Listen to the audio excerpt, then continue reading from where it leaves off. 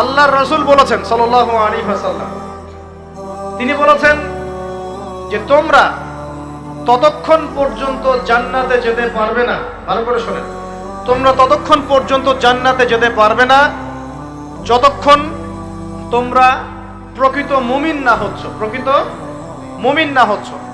আর তোমরা ততক্ষণ পর্যন্ত প্রকৃত মুমিন হতে পারবে না যতক্ষণ পর্যন্ত না পরস্পরকে ভালো না বাসছো, পরস্পরকে ভালো না বাসছো। এই ভালোবাসা আবার বয়ফ্রেন্ড গার্লফ্রেন্ড ভালোবাসা না, দিনই ক্ষেত্রে ভালোবাসা। আর আমি কি তোমাদেরকে জানিয়ে দেব কি করলে তোমরা পরস্পরকে ভালোবাসতে পারবে? সাহাবীরা বলছেন অবশ্যই বলুন ইয়া রাসূলুল্লাহ। নবীজি বলছেন তোমরা একে অপরকে সালাম দেওয়ার অভ্যাস করো, ইনশাআল্লাহ তোমরা একে অপরকে ভালোবাসতে পারবে। ইসলামের সৌন্দর্য দুটা, কয়টা ভাই? বেশি বেশি মানুষকে সালাম দেয়া এবং মানুষকে খাবার খাওয়ানো। কি খাওয়ানো?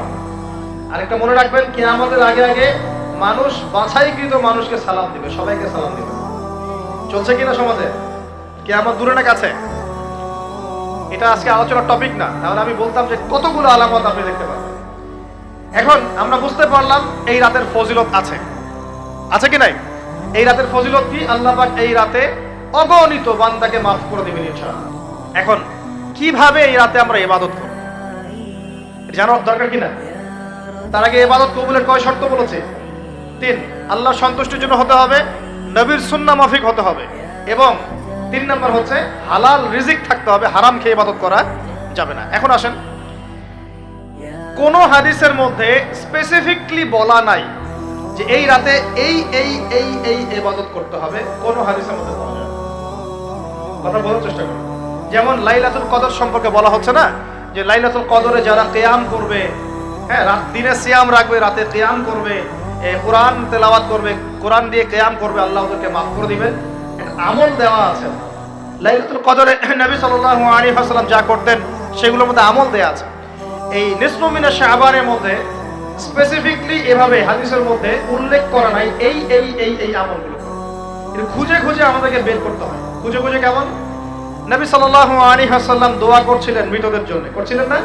তাহলে এটা একটা আমল পাওয়া গেল। নবী সাল্লাল্লাহু আলাইহি ওয়াসাল্লাম নামাজে ছিলেন সিজদারত অবস্থায়, ওই যে আয়েশা রাদিয়াল্লাহু আনহা টোকা দিলেন, দিয়ে বললেন আমি ভাবছিলাম তার ইন্তেকাল হয়ে গেছে কিনা, তার মানে বুঝলাম যে আপনি নামাজ পড়তে পারেন। এরপরে আল্লাহ পাকের কাছে ক্ষমা চাইতে পারেন, কারণ এই মাসে আল্লাহ পাক আপনাকে এই রাতে আল্লাহ আপনাকে ক্ষমা করবেন, এই রাতে আল্লাহ ক্ষমা করবেন। এখন এটাকে বলা হয় প্রশস্ততা। ব্যক্তিগতভাবে এখানে আপনাকে প্রশস্ত ইখতিয়ার দেয়া হয়েছে। ব্যক্তিগতভাবে আপনাকে আল্লাহ পাক তার রাসূলের মাধ্যমে এই শরীয়তে এই রাতের আমলের জন্য একটা প্রশস্ত ইখতিয়ার দিয়েছেন। আপনি রাসূল সাল্লাল্লাহু আলাইহি ওয়াসাল্লামের সুন্নাহ মাফিক যে কোনো ভালো কাজ করতে পারেন, কিন্তু নির্দিষ্ট করে আপনাকে দেওয়া হয় নাই যে আপনাকে 100 রাকাতই পড়তে হবে, আপনাকে 200 রাকাতই পড়তে হবে, আপনাকে 10 রাকাতই পড়তে হবে, আপনাকে 1 খতমই দিতে হবে, এরকম নির্দিষ্ট করে আপনাকে কিছু দেওয়া হয়। আপনি এখন চাইলে সুন্দর করে ওযু করলেন, ওযু করে মাশাআল্লাহ আতর খুশবু ব্যবহার করতে পারেন, পরে সুন্দর জামা পরলেন, পরে আপনি আল্লাহর স্মরণে নামাজ আদায় করলেন। এখন ফরজ নামাজ আগে না নফল আগে? ফরজ আগে না নফল আগে? এই আমলগুলো ফরজ না নফল? এগুলো নফল। আগে তো ফরজ পড়তে হবে নাকি? 5 ওয়াক্ত ফরজ নামাজ তো আগে, তারপরে আপনি নফলে আসেন। আমাদের জীবনে কোনটার গুরুত্ব সবচেয়ে বেশি? ফরজ ঠিক না থাকলে নফল দিয়ে কাজ হবে? তো ফরজ ঠিক করার পরে আপনি এখন অতিরিক্ত আমল করার চেষ্টা করছেন, সুন্দর কাপড় চোপড় পরেছেন, আপনি মাশাআল্লাহ পবিত্র হয়েছেন, আতর খুশবু ব্যবহার করেছেন, আপনি নীরবে নিভৃতে আল্লাহকে ডাকছেন নামাজের মধ্যে দিয়ে, লম্বা করে সুন্দর করে নামাজ পড়ছেন, আপনি একটু কোরআন তেলাওয়াত করছেন, আলহামদুলিল্লাহ। আপনি এই রাতে মৃতদের জন্য দোয়া করলেন, নিজের জন্য দোয়া করলেন, পরিবারের জন্য দোয়া করলেন, আপনি তাসবিহ তাহলিল করলেন, যদি আপনাকে আল্লাহ সামর্থ্য দেন আপনি কিছু দান সাদাকা করেছেন, আপনি বিভিন্ন রকম ভালো কাজে আপনি নিজেকে মানে এঙ্গেজ রাখতে পারেন, নিজেকে বিভিন্ন ভালো কাজে আপনি নিজেকে সম্পৃক্ত রাখতে পারেন। এভাবে আপনি রাতটাকে একটা উৎসাহে পার করতে পারেন। কিন্তু আমরা যে ঘটা করে অনেকগুলো কাজ করি না, ঘটা করে হালুয়া রুটি সামাই টামাই এই সেই আলোকসজ্জা অমুক তমুক দল বেঁধে কবরস্থান, এই আমলগুলো নবী এবং সাহাবীদের থেকে প্রমাণ হয়। আমি কি বুঝতে পারছি?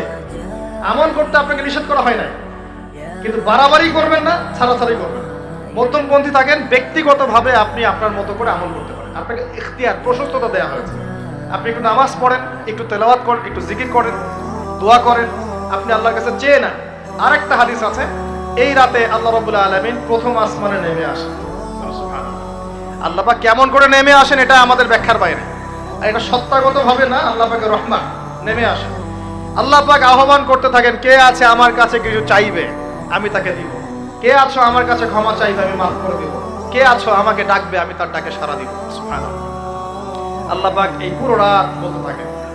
আরেকটা কথা মনে রাখবেন, এভাবে কিন্তু আল্লাহ পাক প্রত্যেক রাতেই বলতে থাকেন, শুধু এই একটা রাতেই নয়, প্রত্যেক রাতেই আল্লাহ পাক বলতে থাকেন। কিন্তু এই রাতে স্পেশালি আল্লাহ পাক অগণিত মানুষকে মাফ করে দিবেন ইনশাআল্লাহ।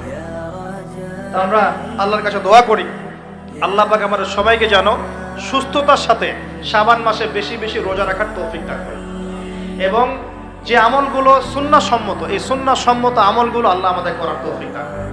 বাড়াবাড়ি পর্যায়ে চলে যাবেন না, একবার ছাড়াছাড়ি পর্যায়ে চলে যাবেন না, মধ্যমপন্থী থাকেন, রাতের ফজিলতটাকে আল্লাহর কাছে চেয়ে না, এবং আল্লাহর কাছে মাফ পাওয়ার জন্য যে পাপগুলোকে ছাড়তে হবে, যেমন শিরক, হিংসা বিদ্বেষ ইত্যাদি ইত্যাদি, এই পাপগুলোকে ছেড়ে দিয়ে আল্লাহর কাছে নিজেকে প্রমাণ করার চেষ্টা করি। আল্লাহ পাক আমাদের সবাইকে তৌফিক দান করুন বলি আমিন।